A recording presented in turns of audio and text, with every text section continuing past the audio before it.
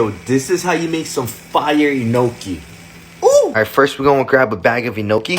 We're gonna cut an inch from the bottom. Rinse your mushrooms, just like that.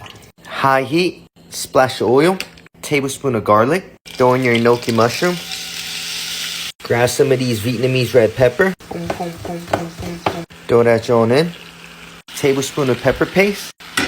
Half a tablespoon of soy sauce. Half a tablespoon of sugar. Splash of sesame oil. And some black pepper. Now mix that sauce up. And slowly throw it on top of your enoki mushroom. Yabasel. Top it with some sesame seed. Moment of truth. Ooh. If you ain't good with spice, just go with 1. I went with 3. Ooh. By the way, if you're on keto, just go half a tablespoon of pepper paste and use these joints instead of sugar. Erythritol. Erythritol.